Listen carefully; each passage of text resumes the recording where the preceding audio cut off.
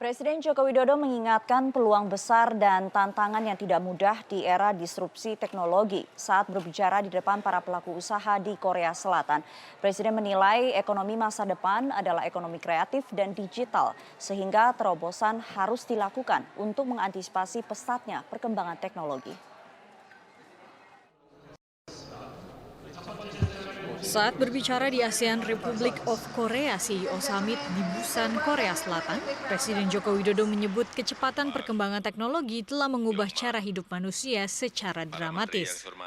Dengan teknologi, pemilik mobil perorangan dapat menggantikan perusahaan besar bidang transportasi. Uji coba mobil tanpa pengemudi juga telah dilakukan, sehingga ke depan transportasi akan dikendalikan teknologi. Teknologi meruntuhkan semua di era disrupsi ini, namun di saat yang sama memberikan peluang sangat besar dengan berbagai tantangan.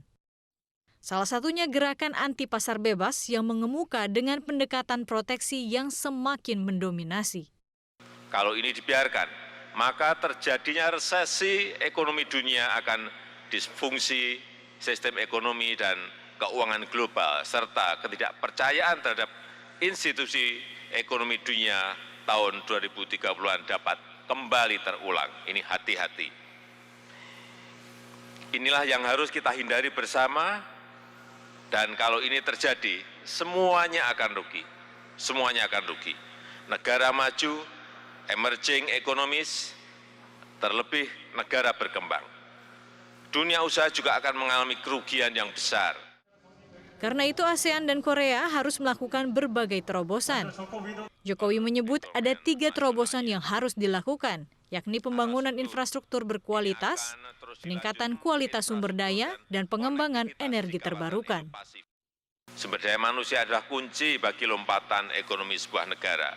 Untuk itu, revitalisasi pendidikan guna menciptakan link and match antara pendidikan dan dunia kerja menjadi sebuah keniscayaan. SDM juga kunci bagi sebuah negara untuk antisipasi ekonomi ke depan. Saya berpandangan ekonomi masa depan adalah industri kreatif dan digital. Presiden menyebut Bloomberg Innovation Index tahun 2014 hingga 2017 menempatkan Korea Selatan pada peringkat pertama di sektor industri kreatif. Ekspor industri kreatif Korea menyumbang 5,79 miliar dolar Amerika ke ekonomi nasional. Karena itu kerjasama ekonomi kreatif ASEAN dan Korea perlu ditingkatkan. ASEAN dengan lebih dari 647 juta penduduk merupakan aset bagi pengembangan industri kreatif. Tim Liputan, Metro TV.